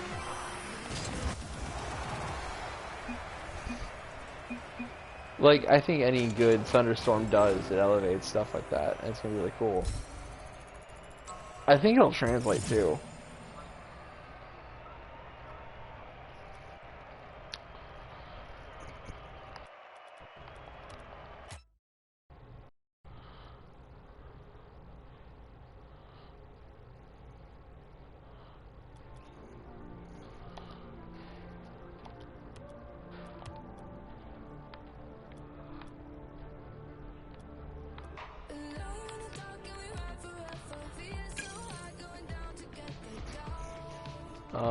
This next episode's coming out it's kind of unique. I don't think we've done many like this.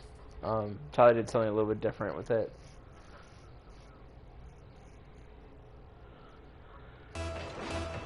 Oh yeah, I'm tired actually. I didn't get a nap today, so I'm a little sleepy.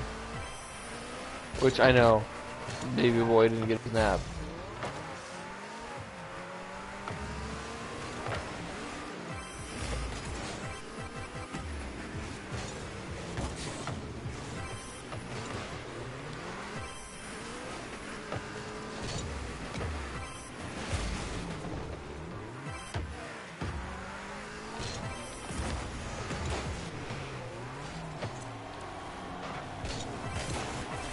Wow. Okay. So that should have been mine.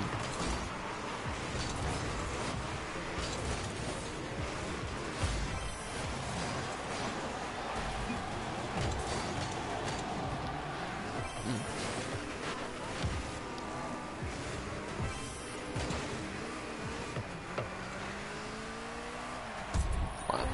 Okay, there we go.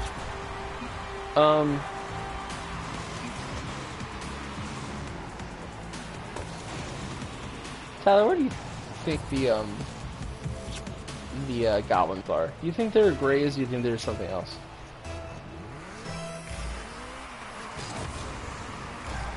I just keep going back to the hobgoblins. That's what I'm thinking about right now. Just kind of dwelling on it. I haven't seen Hellier. I heard it was really good, but I didn't like it. Yeah, that's what we were talking about with the thunderstorm. We were recording during that. It came out pretty cool though.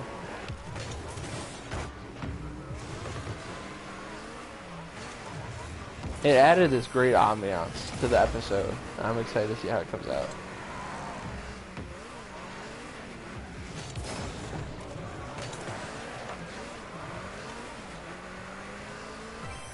You don't think they're greys? What do you... I know you said you're not educated about aliens, but what do you think they might be then? If they're not greys, what could they be?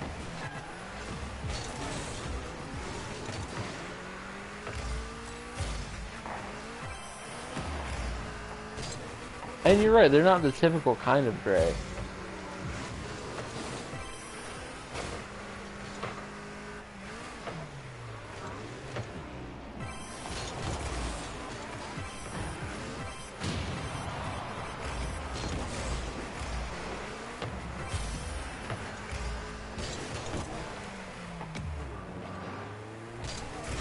No idea. Okay. In Gulf Breeze, I mentioned that after the Pascagoula. I think there's a huge connection to that, by the way. Those aliens, those are like the typical kind of grays. Except the thing about the things in Gulf Breeze is that they're wearing like these like little clothes. And I'm excited to talk about the clothes. I think that's the most interesting part of Grays. And I'm gonna get the book for that too. I'm gonna buy the book. I'm gonna read the book. Which I know that's a lot more effort than what we normally put into episodes. But I'm gonna buy the book and read the book and put that along with the episode.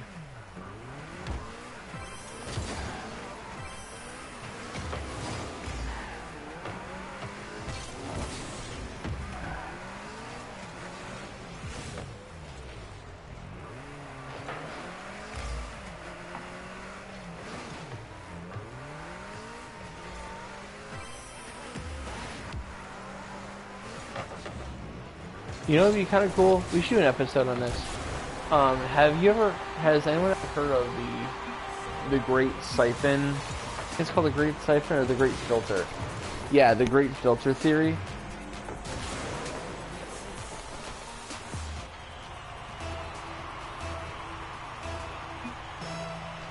Oh yeah, Parker, we're for sure gonna check that out. I don't know if we'll do an episode. We probably should do it like an episode on it. We probably should do at least a bonus episode when it comes out.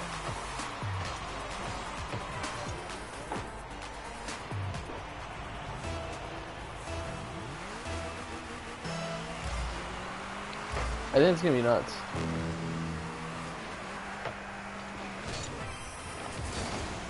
Part of me kind of feels like the whole government quote-unquote disclosure thing kind of like a distraction.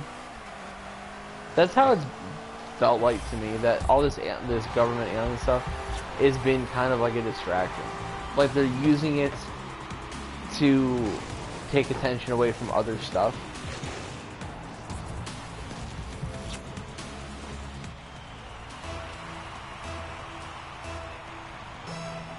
I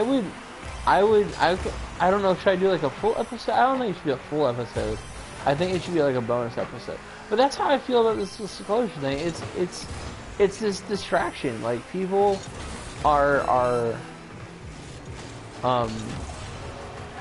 really into, not even really interested in like this UFO report, but they are enough where it takes away from like other kind of news reports that might be more important. I saw a TikTok that summed it up perfectly. It's like the government confirming aliens are real, and everyone's like, yeah, we know, bro. Like we already knew this.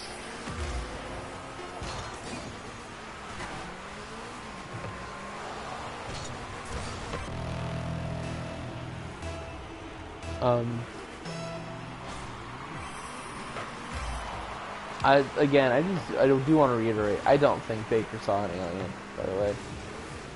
Maybe he saw like a military ship or a drone or something. But it really looks like a shooting star to me, or like a meteor.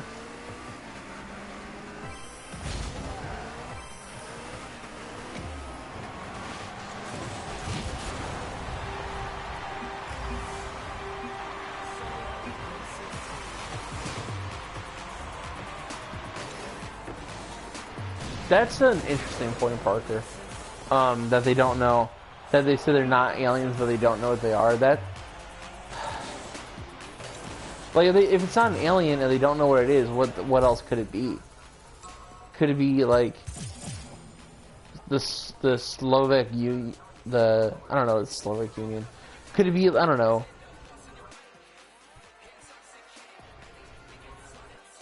like some small companies, like some small countries, like Spaceship or something. I don't know. No, I don't think it could be like Russia or China. I think it'd be like a small country, like Slavic Union or something. Is that even a country? I'm tired. I don't know if you guys have figured that out. I'm tired. Like a small, like little baby Europe country, like Kazakhstan, made a spaceship beyond anyone even knew that they could do.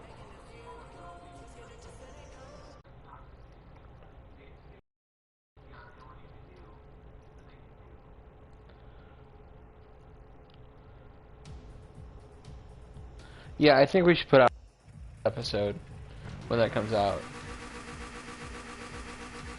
Because it is interesting that they're not saying it's aliens, but they're saying it's something that we don't understand. I'm gonna play this game and then I'm gonna be done, I think. I'm tired.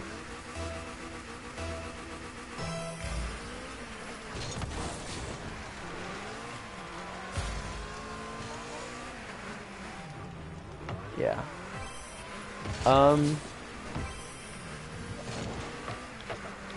But yeah, I think we'll do, we'll do like a little bonus episode. The director's cut came out today, I think. I think that's right. Or at least the audio ad's on today. It might come out tomorrow, honestly, if it's not out right now. That's the $10 tier. That's where we listen to an episode and we talk about like our inner thoughts while we were recording it, like behind the scenes stuff. And that came out today. Oh, okay, they're both up. That's cool. I don't know if anyone has heard that before, but it's cool. I really like the director's cut. I think it's really interesting. And then, what else do I want to touch on before I went off? I don't know. Thank you guys for coming. I really appreciate anyone who came in and stopped by, even just to say hello. I'm not sure if this went well or not well. I really am I hate this not instant communication.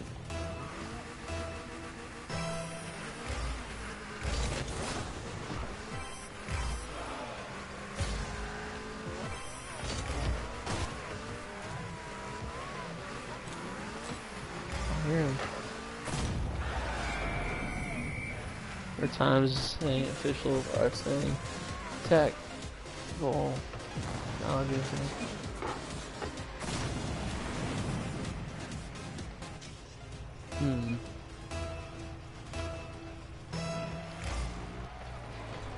I don't know. Do you think we got our technology from aliens, Parker?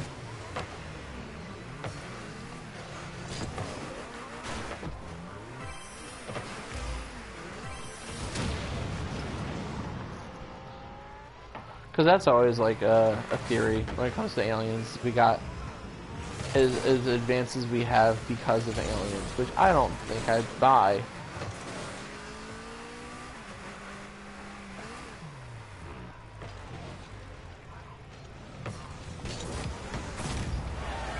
In terms of a stream, yeah, I guess this did go well.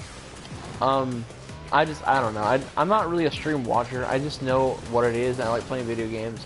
I thought it would just be kind of cool to talk about video games. Parker, you are absolutely right. I believe that 100%. I don't think we got technology from aliens. Maybe we got like blueprints from aliens or something. I don't know. No, not even that. I think you're right. I think ingenuity is how we advanced as rapidly as we did. Human ingenuity to make ourselves better. Yeah, that's what I think.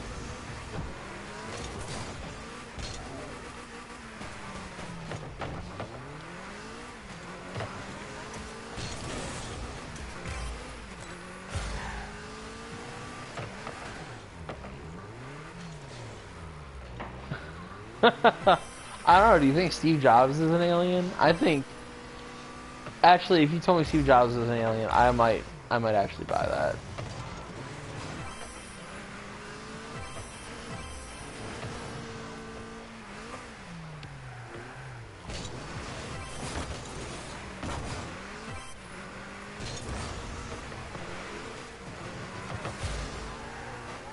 Apple is on another level though. Like their iPads are super cool.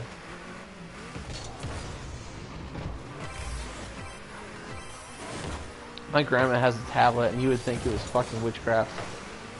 I probably shouldn't swear like that, but yeah, my grandma has this tablet. It's not an iPad or anything. It's like a little like Kindle or something. But you would think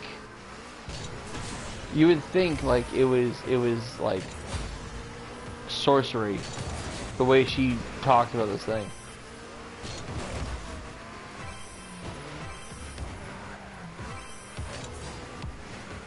I remember this one time, I have a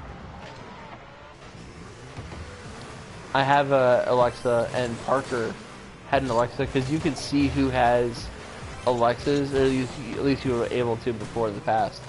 And I sent Parker a message or something from my Alexa to his Alexa, and he texted me, he's like, dude, you can't do that. My grandma has that. And she's gonna think it's demons. And I laughed for a month straight.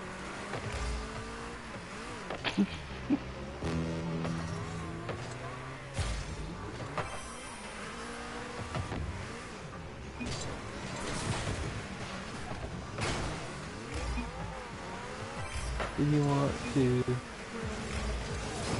A weird Alexa story? What do you mean?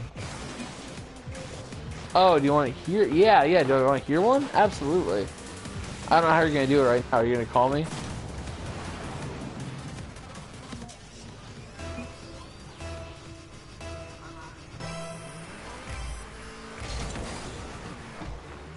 Because I am donezo after this match.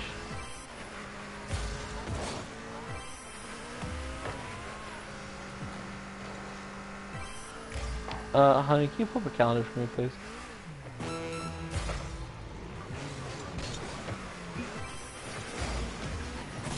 What?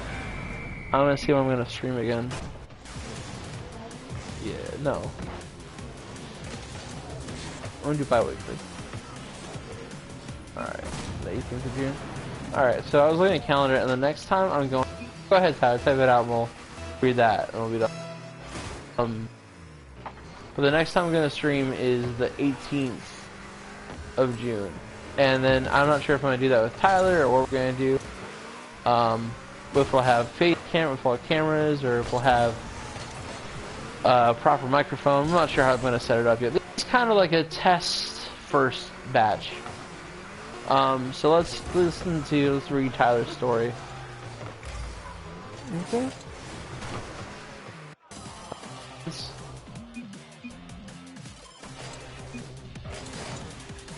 few months after Claire's grandma passed away, Claire was at her mom's house cooking a recipe the way her grandma used to make, and was singing, Anne's crying, talking to her as if she was there. And Alexa turns on in a voice that isn't her normal voice and says hello. Oh no, and that's the true story.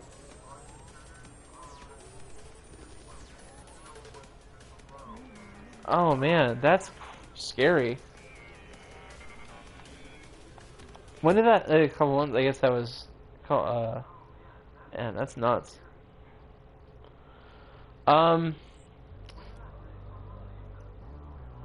Anyway, this is a lot of fun. I hope we meet back again, we do something very similar in,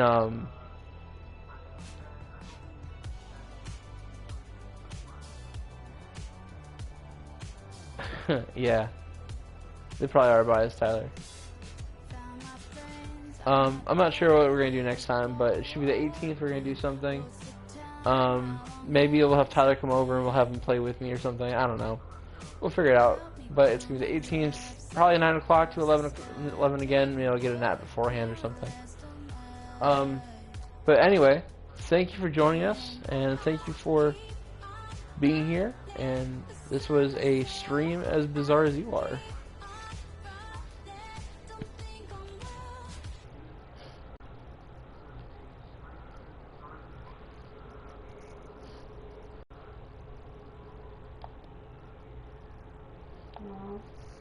I don't know.